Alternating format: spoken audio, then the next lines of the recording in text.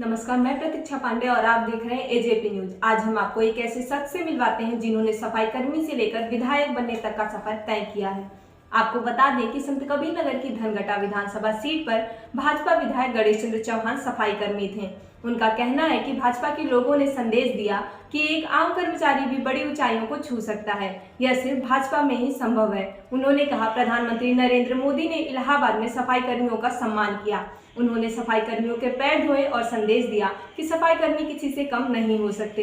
अगर वे समाज की गंदगी साफ कर रहे हैं तो यह दिखता है कि वे निश्चित तौर पर महान हैं। उन्होंने कहा, कोरोना महामारी के दौरान मैं रिक्शा चलाने वालों के लिए गाड़ी में पूरी सब्जी लाया करता था। बिहार के कई लोग संत कबीर नगर में रहते हैं। मुझे जब टिकट दी गई तो लोग मुझसे मिलने आए। वे लोग बहुत भावुक थे। मेरी जीत होते ही रिक्शे वालों ने मुझे उठा लिया।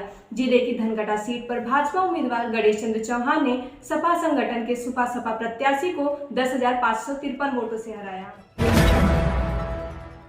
आज एक ऐसी शख्सियत से मिलाएंगे आप लोगों को, गणेश चौहान, जो भारतीय जनता पार्टी से विधायक हैं, आज हमारे साथ मौजूद हैं और आइए खास बातचीत करेंगे। एजेपी न्यूज में स्वागत है। धन्यवाद। जिस तरह से अभी हाल ही में देखा गया, हमारे पास एक वीडियो भी है कि आप रास्ते से निकल रहे थे और खुद गाड़ी से आप बाहर आते हैं, आग बुझाते हैं।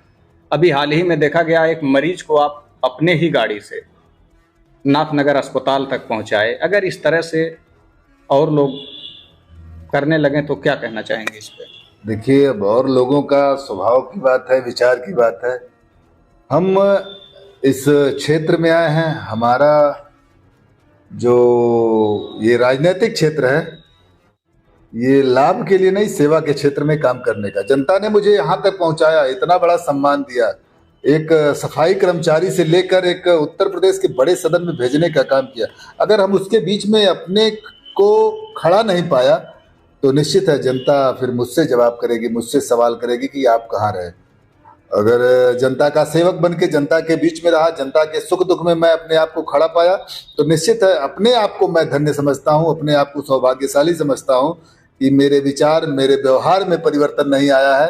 मैं जनता के बीच ठीक से काम कर रहा हूँ। उसको सोच के, उसको सुन के मुझे गौरव महसूस होता है। आज तमाम सारे लोग प्रशंसा करते हैं, अच्छा भी लगता है। कुछ जगहों पर विपक्ष के भी लोग चर्चा करते हैं। और जो अभी आग वाली घटना आपने कहा, विपक्ष के सैकड़ों लोगों ने उसको वीडियो को, गांव से किसी ने वीडियो बनाया और वायरल हो गया, उसको सैकड़ों लोगों ने। पक्ष विपक्ष तो है, पर आपको लेकर संत कबीर नगर में पक्ष विपक्ष नहीं देखा जाता। जितने भी पक्ष हैं सब आपकी तारीफ करते हैं। अब देखिए, वो तो वही ना, जनता के बीच में खड़ा रहने पे, जनता के लिए खड़ा रहने पे, समाज के सुख दुख में अपने आप को, उस सुख दुख को अपने आप से जोड़ के रखने पे, तो निश्चित है एक अच्छा वातावरण बनता है। और भारतीय जनता पार्टी और धनघटा विधानसभा की जनता दोनों ने मुझे बड़ा सम्मान दिया, दोनों के साथ मैं खड़ा रहता हूं और सर्व समाज ने मुझे स्थापित किया है। इस नाते सब समाज का सुख दुख अपना सुख दुख समझता हूं, जिसके नाते आज ये स्थान बनता जा रहा है।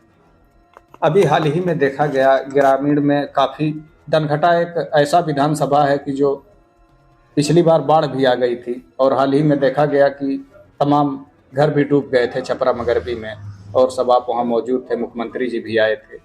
इसके लेके आप लोग, आपके सरकार की क्या तैयारियां हैं कि जिस तरह से धनघटा में अभी बहुत विकास की जरूरत है, बेहद पिछड़ा हुआ है?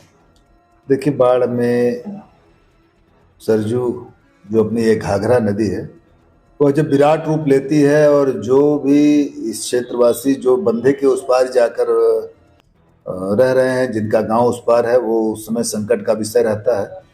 अभी उत्तर प्रदेश सरकार वर्ष 2013 में, जो कि अन्य सरकारों के समय में जिस प्रकार से, उस तरह से कई बार बाढ़ आया, लेकिन उसको रोकने में, उससे पिचिंग कराने में, उसको व्यवस्थित रूप से पहले से संज्ञान लेने में पूज्य महाराज जी पूरी तरह से अपने जल शक्ति मंत्री या अपना निरीक्षण अपने जनप्रतिनिधि को लगाकर, अपने अधिकारियों के माध्यम से वहाँ पहले से सक्रियता बनाए रखते हैं, जिसके नाते ऐसी कटान जैसी बड़ी समस्या से निवारण मिलता है, उससे निजात मिलता है। और भी जहाँ भी आवश्यकता रहता है, घाघरा नदी से जुड़ा हुआ उसका निवारण करने का पूरा प्रयास किया जाता है।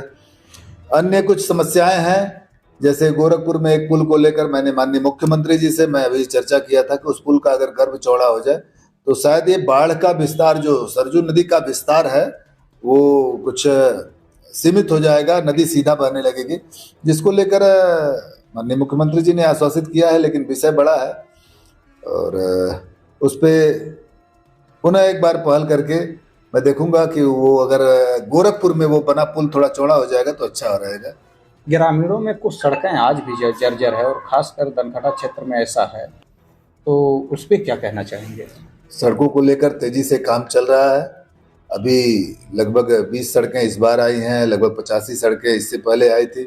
सारी सड़कों को चिन्हित किया गया है और सड़कों को मरम्मत कराने का कार्य ठीक प्रकार से किया जा रहा है। और माननीय पीडब्ल्यूडी मंत्री जी से भी बात हुई, कुछ सड़कें अन्य विभाग के जो हैं उन सड़कों पर भी बात हो चल रही है।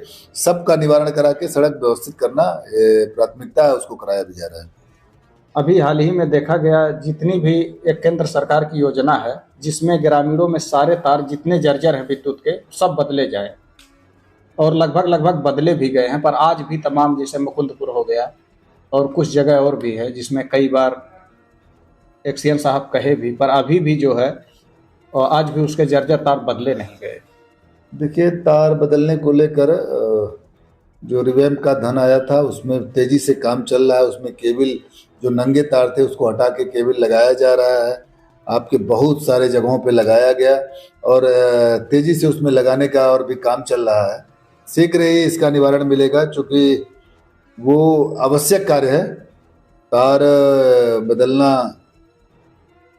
एक बड़ी दुर्घटना को निमंत्रण देती है। तार, वो पुराने तार रहने पे उसका निवारण करने का पूरा प्रयास किया जा रहा है और जल्दी ही बदला जाएगा। क्योंकि मुकुंदपुर के कुछ लोग थे और एक दिन बातें कर रहे थे, इसमें वो कहे भी थे कि विधायक जी से एक बार पूछिएगा कि तार जो है हमारे यहाँ आज भी नंगा तार है, और वहाँ ऐसा सुनने में भी आ रहा है कि बदलने के लिए आया था पर बदला नहीं गया। जिन स्थानों पर ये नंगे तार भी, जिन स्थानों पर अभी टाइट हैं, जिन स्थानों पर वो व्यवस्थित हैं, उनको प्राथमिकता से न लेकर जहाँ थोड़ा लूज या लटका हुआ तार है उसको प्राथमिकता से लेकर ये केबल लगवाया जा रहा है। और रही बात मुकुंदपुर का, तो उसको भी मैं संज्ञान में अपने व्यक्तिगत लेकर उसे बात करके उसका निवारण कराने का प्रयास करूँ। दिवाली के शुभ अवसर पे क्या कहना चाहेंगे जनता को? देखिए, प्रकाश का महापर्व आज इस पावन बेला में प्रभु श्री राम जी का राम मंदिर निर्माण पूरी तरह से पूरा हो गया है। आगामी 22 तारीख को हमारे श्री राम जी अपने जो उनका जिस जमीन को लेकर कभी गृह युद्ध जैसा वातावरण बना करता था, आज उसका निवारण हो गया, उसका फैसला हो गया। गगनचुंबी राम मंदिर बन के व्यवस्थित हो गया है। आगामी 22 तारीख को इस देश के यशस्वी प्रधानमंत्री माननीय नरेंद्र मोदी जी आ रहे हैं। देश के नई विदेश से लेकर तमाम सारे जगहों के संत महात्मा आ रहे हैं। देश के एक एक वासियों में खुशी की लहर है। आज प्रकाश पर्व पर, दीपावली के शुभ अवसर पर, धनतेरस के शुभ अवसर पर मैं आपके माध्यम से पूरे देशवासियों को बहुत बहुत मंगल कामना, बहुत बहुत शुभकामना ज्ञापित करता हूँ। आज हमारे साथ खास बातचीत में मौजूद रहे दनखटा के विधायक, जो भारतीय जनता पार्टी से विधायक हैं, गणेश चौहान। इन्होंने सफाई कर्मी से लेके और विधायक तक का सफर तय किया और देश और प्रदेशवासियों को त्योहार के शुभ अवसर पर ढेर सारी शुभकामनाएं भी दी। और एजेपी न्यूज का मकसद होता है इसी तरह की खबरें दिखाना। मैं हूं असलम खान, आप देख रहे हैं एजेपी न्यूज।